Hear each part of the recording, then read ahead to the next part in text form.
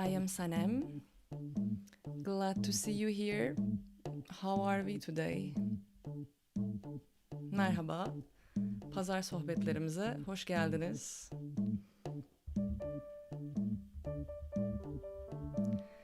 Sizi burada görmek çok güzel. Teşekkür ediyorum bu pazar günü benimle olduğunuz için.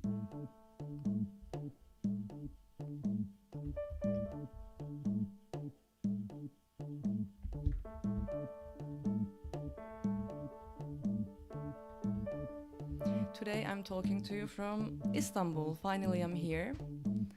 Nihayet İstanbul'dayım. Bugün şöyle bir şey yapmaya karar verdim. Merhaba, hello Daniela. Biraz daha programlı ve yapısal gitmeye karar verdim. O yüzden şimdi biraz İngilizce konuşacağım, sonra biraz Türkçe konuşacağım, sonra yeniden İngilizce konuşacağım ve bugünkü yayını bu şekilde devam ettirmeyi düşünüyorum.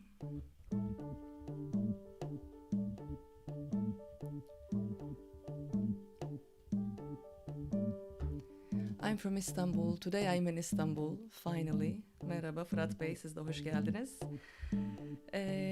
And it's nice to be here. It's really nice to be here.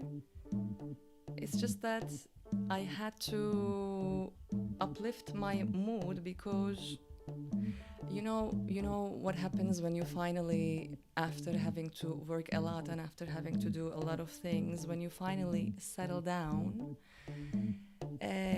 you do tend to feel a bit down and upset, and you also do tend to get sick. And what I did is that I came to my parents' house. So now I'm in my parents' house, and being with your parents is some kind of safe space where you can let go of things and where you can, be upset, get sick, get childish. No, at least this is the case for me, because my parents can take care of me, which is quite a nice thing, and it is a privilege. So that's what I'm doing here right now. I am in my parents' house and I am getting sick and expecting them to take care of me and being fine here.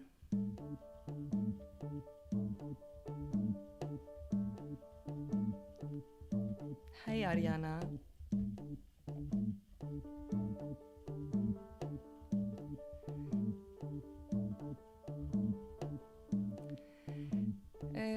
Today I want to talk to you about my research, the research that I've been doing recently. So recently I've been reading a lot about the popular history of Istanbul, and I've especially been reading about the Janissaries. I've been reading about this because I think it is my duty to finally actually talk about history and to publish about history. I came to understand that if you read a lot and if you accumulate a lot of knowledge, then you also have the duty to give this knowledge outside, right? You have to share it with other people. So that's what I'm trying to do. You may know already that I'm doing the street historian on TikTok, and it's been going well with the Turkish audience. So far I've been doing it in Turkish about Greek history. It's been going well, but I finally reached the level where I have to level it up, and I have to talk to another audience. I have to talk to other people. So I'm preparing to start doing Ottoman history, the history of the Ottoman Empire, not only of the empire but also of the society and of their power mechanisms, in Greek or in English, which is gonna be a challenging task. So I set to read some what was his name? I don't remember his name. There is this terrific historian of the 20th century who writes a lot about Istanbul. Reşat Ekrem Koçu. Yeah, I've been reading a lot of Reşat Ekrem Koçu, and it's going pretty interesting. Like, he's one of these super nerdy historians that collect information and different stories. about simple people. He collects all these stories about people who one day go to a taverna and who ask for a drink and who are too young to drink in that taverna, and then some other people come and attack them, and then what happens between them. He tells about these stories.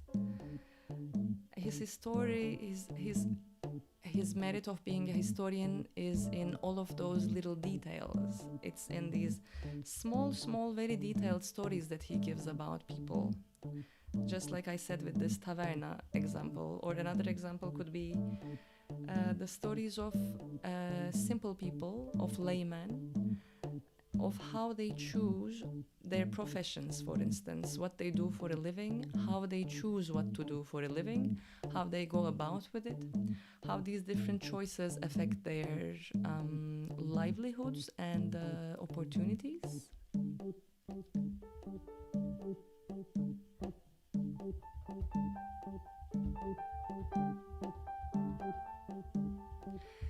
So I just read today the story of this young man. Most of these stories are from 16th century, 16th, 17th centuries, and a bit also from the 18th century. 19th and 20th century histories of Istanbul are easy to find, but more interesting is the history of the 18th century, because it's a time of great transformation. Not just in the Ottoman world, but elsewhere as well. But in the Ottoman world, you see this in the mechanisms of inclusion and exclusion. So you have all these changing methods of recruitment into state organisms and state institutions. The Janissaries, for instance. The Janissaries, you may have heard of this term. Janissary in Old Turkish means a new soldier, and these guys were recruited from Christian villages, recruited from among the Christian population, to make sure that they had no loyalties except for their loyalty to the Sultan.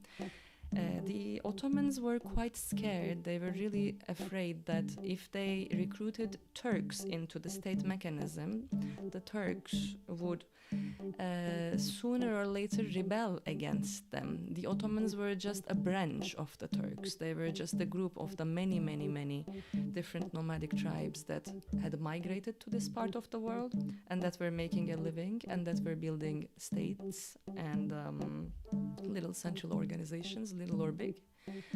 And as the Ottomans grew bigger and more central, and as they took over the Byzantine Empire, the Eastern Roman Empire, and became a full empire in their own right, they started more and more to become reluctant to socialize with the Turks or to be with them at all.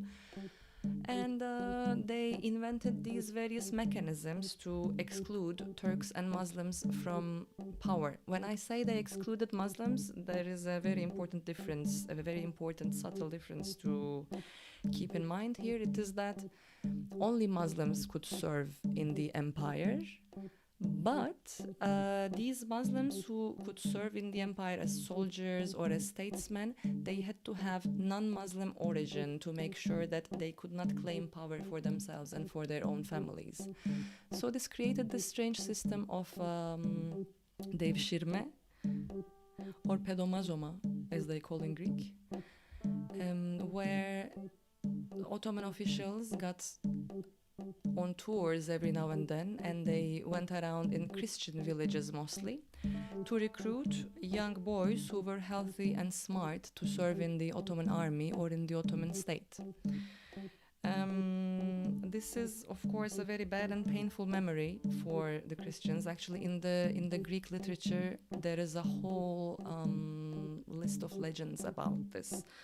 I've actually even seen a film recently about the Ottoman child recruitment system and how, scared the families were to give their children, and how much the children were scared and they wanted to go back to their roots and their families, etc. But the situation was not really like that, because most of the time, in most instances, The child recruitment system, the devşirme system, gave a great opportunity to these village boys who would otherwise have no chance to get to know anything other than their own village and their own people. Entering the Ottoman palace, they had the chance to become viziers, they had the chance to become big, big, powerful men, and many times their families wanted it. Many times they themselves wanted it, and in many occasions they did go back to their hometowns, not to live there, but to serve there as viziers or as omdeta, as important men of the state, to bring services and various assets to their laymen. So yeah, I've been reading a lot of Reşad Ekrem Koçu lately, and I've also been listening to the classical songs of Istanbul, classical songs, folk classical songs, because even though these are folk songs, you wouldn't exactly call them folk songs. They're like something between classical music and folk music. It's been fun to listen to these, and I picked one of these that exist both in Turkish and in Greek to sing to you today. It's called Telgrafın Telleri in Turkish and Nikola Kimu in Greek. First I will sing the Turkish version because I've spoken a lot in English now, and then I will speak a little bit in Turkish and I will sing the Greek version. They're both a lot of fun.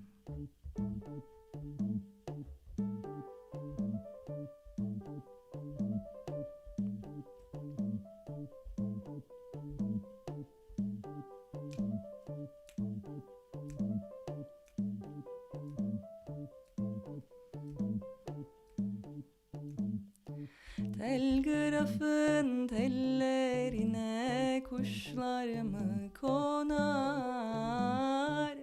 Herkes sevdiğine yavrum böyle mi yanar? Yanıma gel yanıma da yanı yanı başıma. Şu gençlikte neler geldi cahil başıma.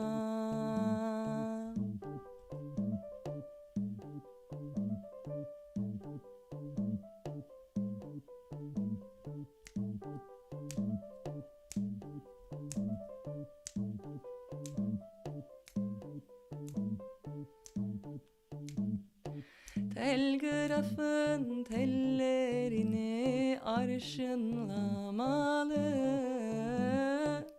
yar üstüne yar seveni kurşunlamalı. Yanıma gel yanıma da yanı yanı başıma. Şu gençlikte neler geldi cahil başıma.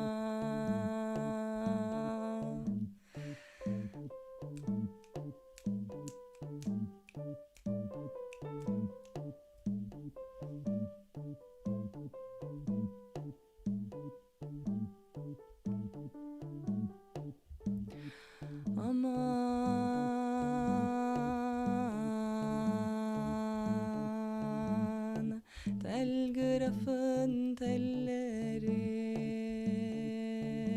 aman.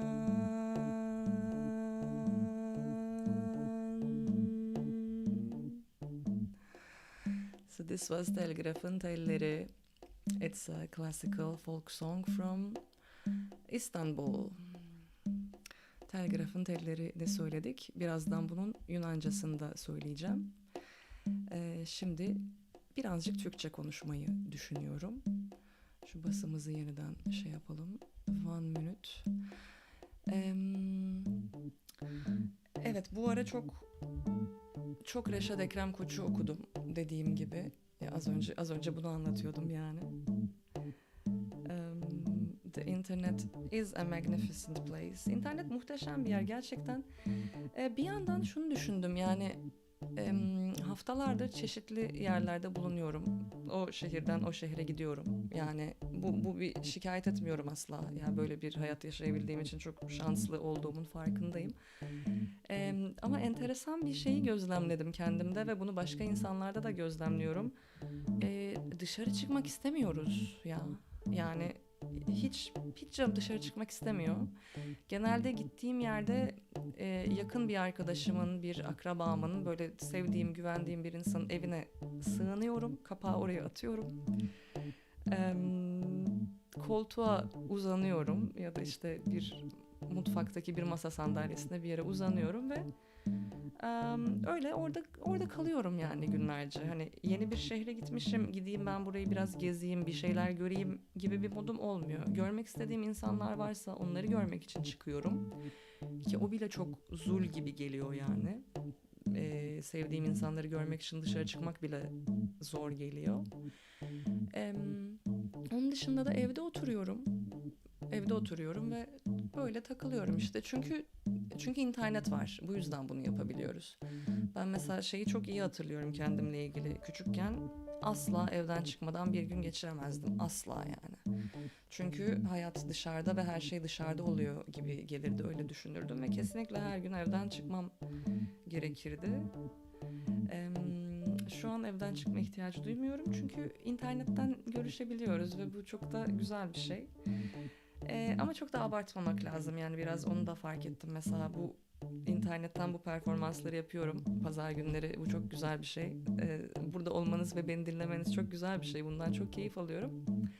Ama şey başka tabii ki, insanlarla karşılıklı oturmak, göz göze bakmak, e, birbirini görmek. Yani sadece senin onları ya da onların seni görmen değil de birbirinizi görmeniz, tepkileri takip edebilmek, spontane tepkilere yer bırakabilmek, bunlar önemli. O yüzden kendi adıma ufak bir karar verdim. Biraz daha fazla dışarı çıkmaya çalışacağım. Dünya genelinde böyle bir trend var, artık dışarı çıkmak istemiyoruz. Gittiğim her şehirde bunu fark ediyorum ama ben kendi adıma biraz dışarı çıkmalıyım diye düşünüyorum. Belki siz de çıkmalısınızdır. Yani bir düşünün bakalım. Dışarısı da güzel yani, fena değil. Dışarıda da güzel şeyler oluyor.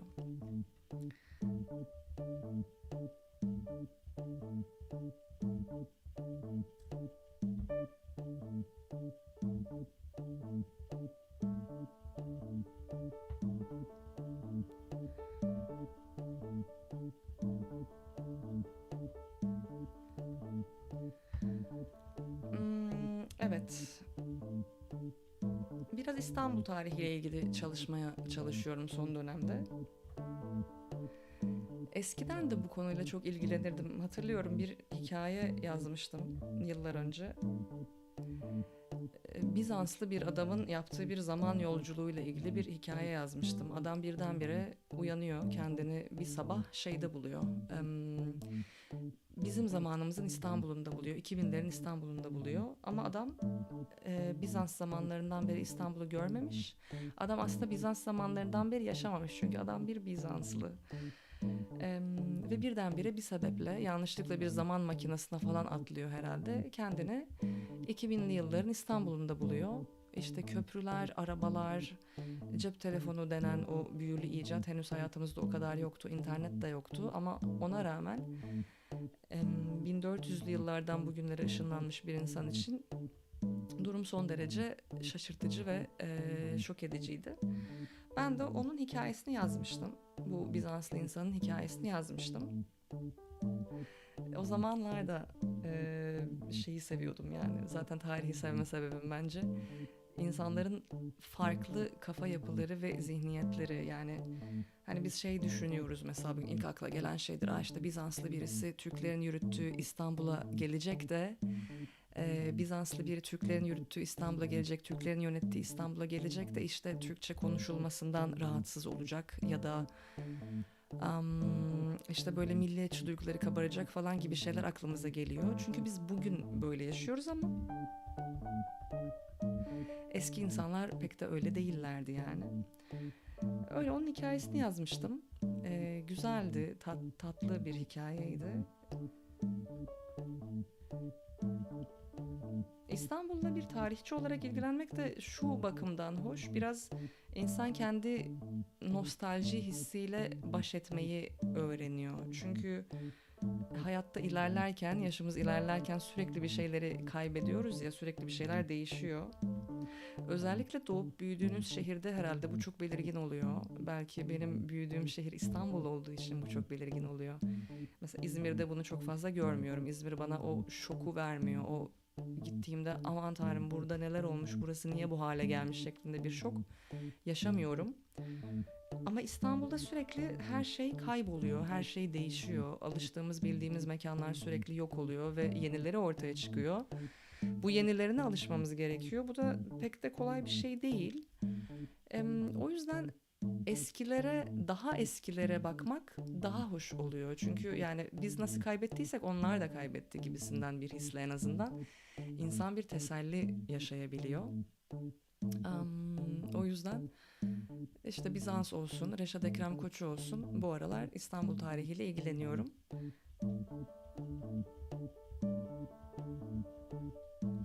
Yazmak da nasip olur inşallah. Bugünün insanları dışarı çıkmadığımız gibi çok okumuyoruz da ve çok yazmıyoruz da. Yani ben bile o kadar az okuyorum ki bu herhalde genel insanların okuma seviyesine dair bir gösterge.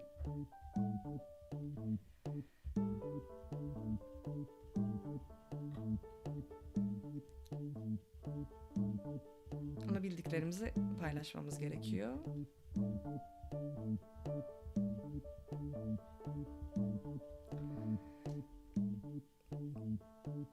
Ses daha iyi duyuludur umarım şu anda. Sesle ilgili bir şeyler, bir takım düzeltmeler yapmaya çalıştım. Bizanslı gerçekten kafayı yerdi. Yani Bizans'ın Türkiye'de nasıl temsil edildiğini görse de çok şaşırabilirdi herhalde.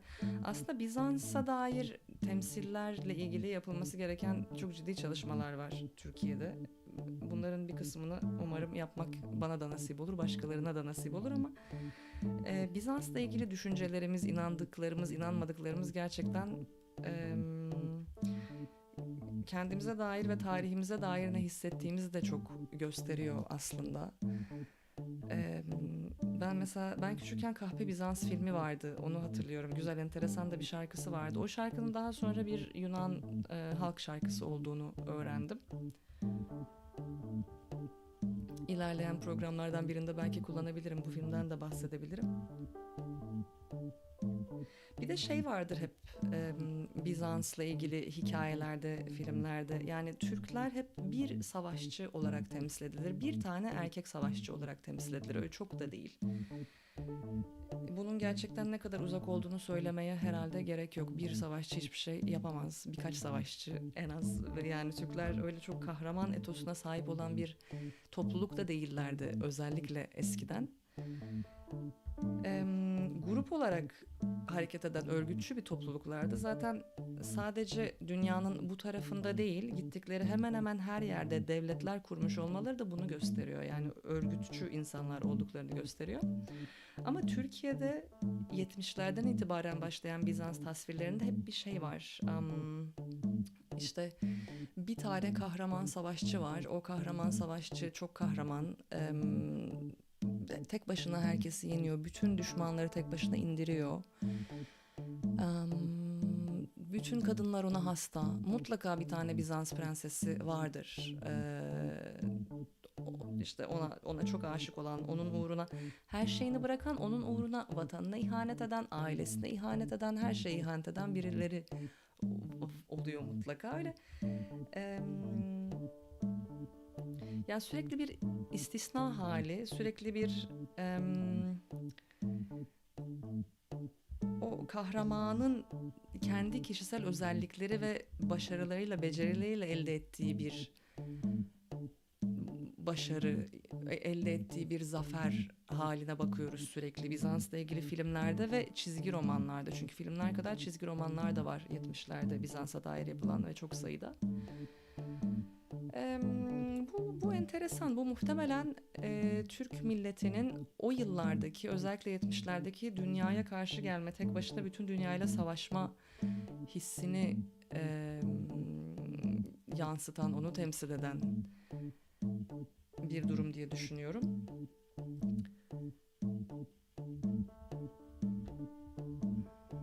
Türkiye'deki Rum ve Hristiyan, gayrimüslim Hristiyan mirasa bakışımızda biraz zaten bütün bunlarla şekilleniyor. Bu konulardan başka bir sefer daha etraflıca bahsedebilirim. Şimdi yavaştan az önce Türkçesini söylemiş olduğum şarkının Yunanca versiyonlarından bir tanesini söylemek istiyorum. Nikolai Kimu. Türkçe ve Yunanca şarkılar arasında sıklıkla olduğu gibi bu şarkının da Türkçesi böyle biraz da işte telgrafın telleri, kuşlar falan filan gibi şeylerden bahsederken Yunancası direkt konuya giriyor ve Nikola adında bir oğlanın ne kadar hoş olduğundan, ne kadar güzel olduğundan, keyif yapmayı ne kadar sevdiğinden, uzo içmeyi ne kadar sevdiğinden, ut çalmayı ne kadar sevdiğinden bahsediyor. Hangi dansları sevdiğinden, mesela çifte telli oynamayı sevdiğini söylüyor. Ama bütün danslardan çok, hepsinden çok Sirto'yu sevdiğini söylüyor bu şarkı Nikolai Kimu. Aslında bu şarkının Yunanca versiyonları birden fazla. Bir başkası da Haris Alexiou'nun söylediği "Uçağa binip Amerika'ya giderim" şeklinde sözleri olan versiyonu. Ben bugün Nikola isimli oğlandan bahseden versiyonu söylemeyi seçtim. Çünkü bu tek sesli, öbüründe bir erkek vokale ihtiyaç oluyor ve şarkının sözleri biraz daha, şarkının melodisi biraz daha farklılaşıyor. O nedenle bugün Nikolai Kimu'da kalacağız ama aklınızda olsun, telgrafın tellerinin 2 tane Yunanca versiyonu var en az. Ve bugün sadece birini söylüyorum. Nikolai Kimu.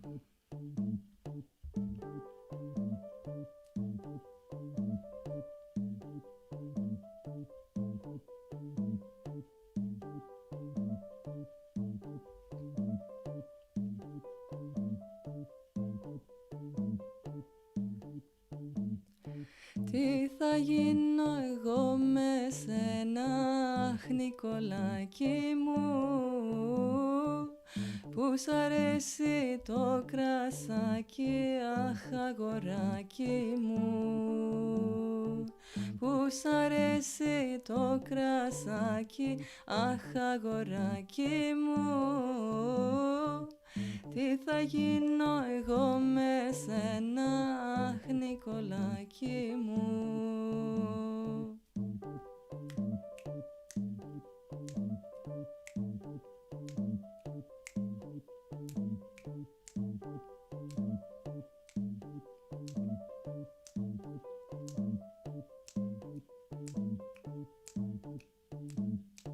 Όταν πίνεις κάνεις κέφι, αχ και χατήρια δε χαλάς, το ουτάκι σου θα πάρεις και τραγουδιά αρχινάς.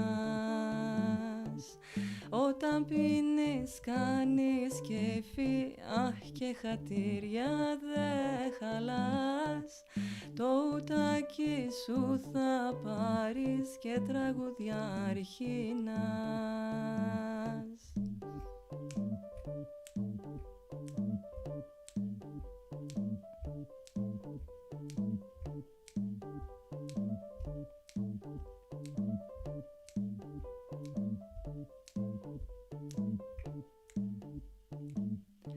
Παίζεις όλο τσίφτε τέλει, παίζεις καλαματιάνο, μα πολλά σου αρέσει, αχ εκείνο το σιρτό. Παίζεις όλο τσίφτε τέλει, παίζεις καλαματιάνο, μα πολλά σου αρέσει, αχ εκείνο το σιρτό. Aman aman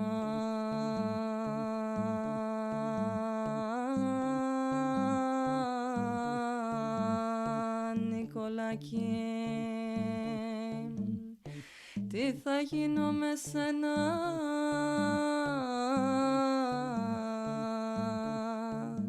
τι θα γίνω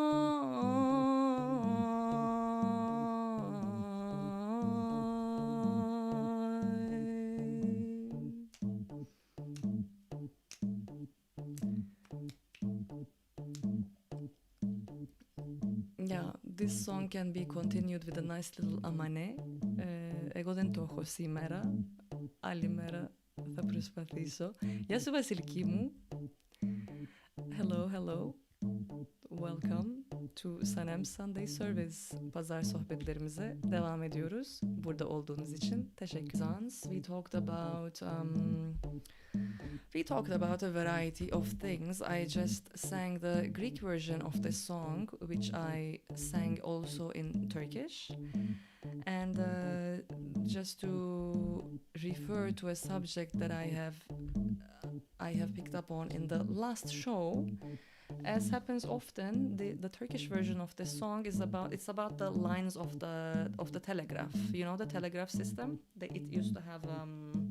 It used to have cables that extended across the landscape, and it was through these cables, it was through signals sent through these cables that messages were sent and received. So the song starts talking about these cables and the birds that sit and nest on those cables, and then it goes on to talk about other things and about love and about how nice it is to love someone, etc. So as we were saying last week, once again we see this pattern, this trend, this habit of referring to the things that just exist out there, you know, putting in words and things just to fill in the space in a song, and then you start talking about love and other things. But in the Greek version of this song, it doesn't do it. The poets, the lyrics don't do this. It just directly gets into the heart of the subject, talking about the beautiful boy Nicola and his oud and his dances. So yeah, this is the situation. Yeah, I will continue now. I will switch to a different subject, and yeah, but just to say hi before I switch to another subject. Hello Rio Catville, hello Virgil, Ankara'ya da selamlar, İstanbul'a da selamlar, Atina'ya da selamlar. Hello everywhere, wherever you're listening to me today. I am in Istanbul today, and I happen to be in my parents' house.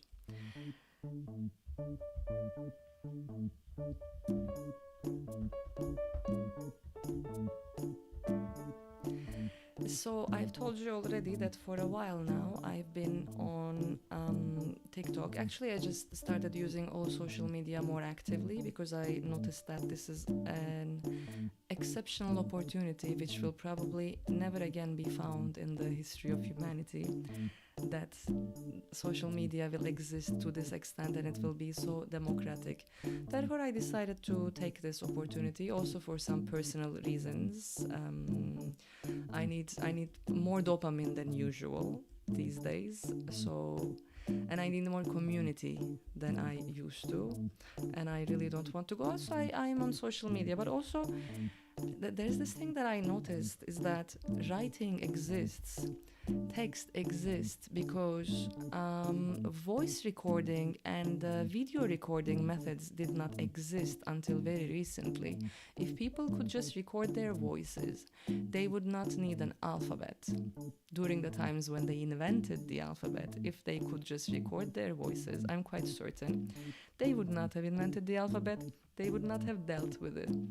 You might have noticed in your friends who send you long voice notes, long voice messages. We all do it sometimes, it's not a shame. But you will notice that it takes much less energy and much less effort to send a voice note than to sit down and write it.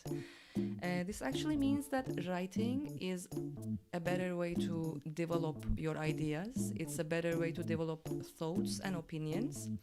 But it also means that it takes more time and it takes more effort and energies, and not everyone is inclined to do it, and we cannot always do it. So anyhow, I have said to myself, you know, I claim to be historian, right? I claim to be a historian. I claim to do political theory.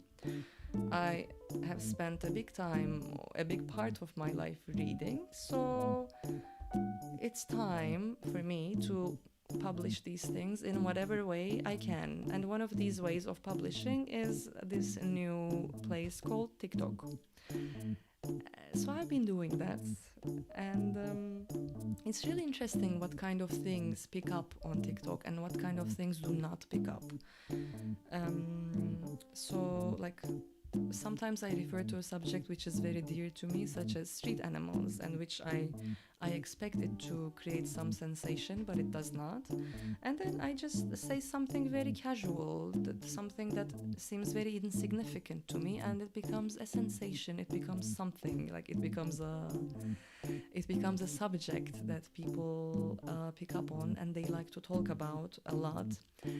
And interestingly for me, this week's subject that people picked up on TikTok from the things that I said was my little proposition, little idea that living abroad and living in a country that is pronouncedly Christian Orthodox and where Muslim monuments and temples are not well kept and they're not well accessible, it has made me develop a new relationship with my identity as a Turk and a Muslim. So this, I just said this very casually on TikTok. Like religiously, I would define myself more as an agnostic, right? And look, I've been reading philosophy all my life. I'm into mathematics and physics, and of course, as you go in life, you have things happening to you which make you believe in destiny. You start to believe in different things, but actually being a part of an organized religion is not something that I would ever imagine myself doing. But these are identities. Religions are identities, so you belong to them. You become part of something just because you feel like it, So for me, this whole the whole thing of living in Greece has made me achieve peace with my identity as a Muslim, regardless of whether I believe it or not. And there is no reason not to believe, because being a Muslim is pretty easy actually, and there's no clergy, so I think that's a huge advantage. But anyway, I digress. So it's more about the identity than anything else. And I happened to say this on TikTok, and I received many congratulations from people for having found the right path, for having returned to the path of Islam, for finally having seen the true essence of faith and of universe. And I was really stupefied. I couldn't believe my eyes for a while. I was like, what have I done? Did I do the right thing? Like, was it the right thing to refer to Islam at all in the public space? Because things do get nasty quite easily, not just for Islam, but for many of the Abrahamic religions, and also for non-Abrahamic religions. You do get these overly zealous comments and commentaries. So I was thinking a lot about this, and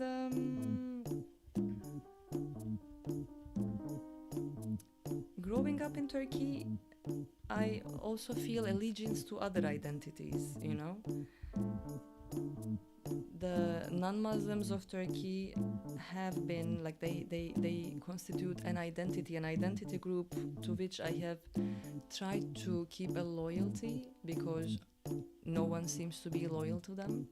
And from a very young age, I have noticed that the whole history of their extermination brings very bad karma to Turkey, which has to be dealt with. And among the various ways of dealing with karma, many of them start with recognizing that karma, so that's what I try to do. And another is to just remind myself of the alternatives. So all of these people who were congratulating me on TikTok, they spoke from a mainstream, from a dominant line of religion in which I do not always see myself and I do not always belong. Part of my family is Alevi Bektashi, and actually I have, like, whatever religious education I have received it from them actually. Therefore, I've been trying how to reconcile these different things and how to stay loyal to the identity of being a Muslim in this crazy world where this identity has been oppressed in different ways since a long time, and they have found different ways to ally themselves with modernity, successfully, unsuccessfully. So I'll be trying to tell these stories. For the moment, what I do is to sing some songs, and today's show I will close it with a song that I really like to sing and I really like to play, and I have actually taught this song to a few people in Greece and they all loved it.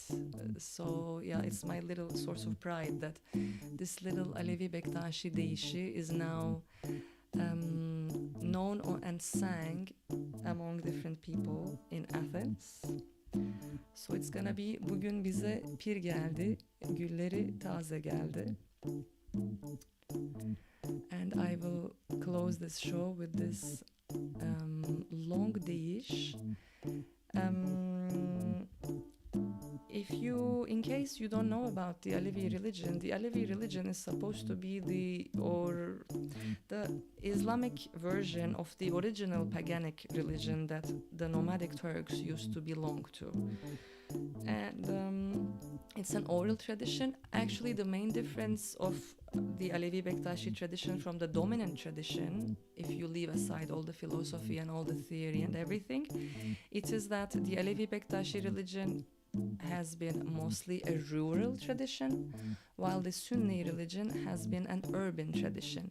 And this is one of the reasons why we have seen various pogroms and incidents of violence during the 20th century in Turkey. This is because the balance was changing. It's because people were starting to gain different powers in the urban sphere, while the traditional balance of power was different. And this is another long story to talk about, but yeah, the Alevi Bektashi religion is mostly rural. This is what is important for our subject today. And it is mostly an oral tradition, so they pass on the main tenets of their religion through these songs that are mostly sung in community. So people gather together, they sit down, they can also do dances, and they are very reminiscent of these round dances that we do in many parts of our region in Turkey and Greece. And they sing these songs which talk about animals and people and spirits and the elderly, the saints, you could call them. And they sing to God, they sing to prophets, and they sing and dance. So today's show, I will end it with this nice little Alevi deyişi. Bugün bize pir geldi. Thank you for being with me here up until here. Bugünkü programımı bir Alevi deyişiyle kapatmak istiyorum. Bugün bize pir geldi.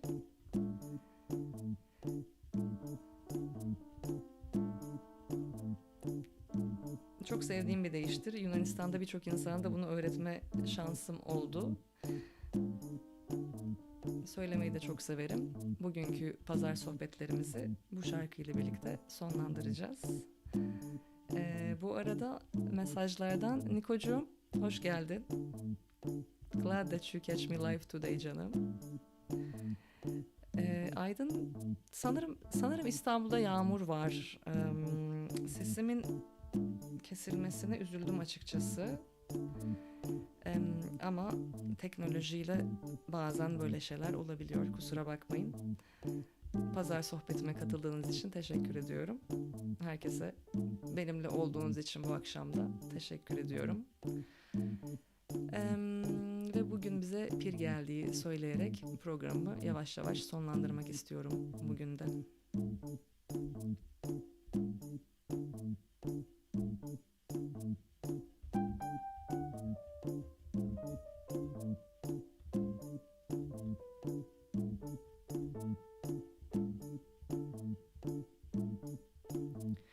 Bugün bize pir geldi, gülleri teze geldi. Önü sıra kanberi, Ali el Mürteza geldi. Önü sıra kanberi, Ali el Mürteza geldi. Ali bizim şahımız, Kabe kıblegahımız. Mihraçtaki Muhammed, o bizim padişahımız. Mihraçtaki Muhammed, o bizim padişahımız. Eyvallah şahım eyvallah, Hak la ilahe illallah. Eyvallah pirim eyvallah, adı güzeldir güzel şah.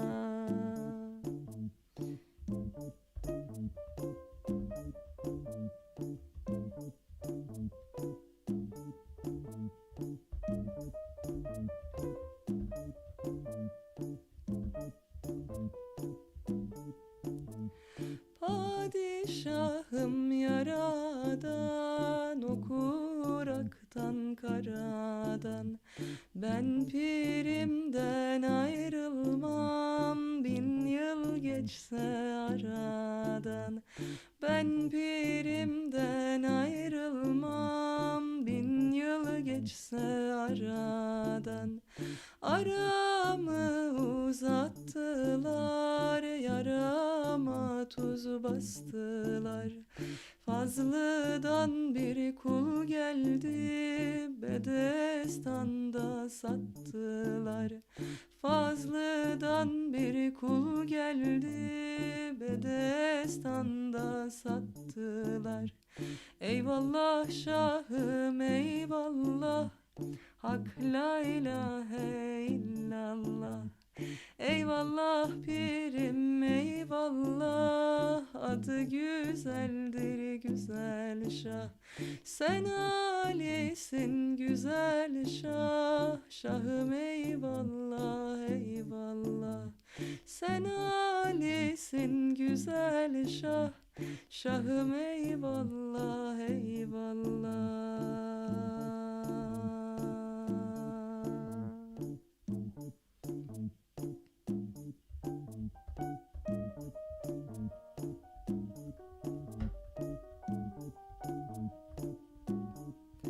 Pir Sultan Abdal'dan bu deyişle bugünkü pazar sohbetimizi yavaş yavaş noktalamak istiyorum. Umarım ilerleyen programlarda başka güzel şarkılar söylemek ve güzel konulardan, ilginç konulardan bahsetmek nasip olur. Değinmemi istediğiniz konular ya da söylememi istediğiniz şarkılar varsa bana bildirebilirsiniz. Mesaj atabilirsiniz. Haber verebilirsiniz bir şekilde. Sizleri burada görmekten dolayı çok mutluyum. Zamanınızı bana ayırdığınız ve beni dinlediğiniz için çok teşekkür ederim. Gerçekten benim için çok güzel bir şey. Sağ olun, eksik olmayın. Sayın Altınay ailesi, hoş geldiniz. Halime teyze, hoş geldiniz. Thank you very much for being here and for giving me your time and attention. It really means a lot to me and I'm very happy to do this. So today's show, I will close it here, slowly. In the next shows, which I'll be doing every Sunday, inshallah, hopefully, if I have health and conditions and internet, of course, and all these equipment that are all needed.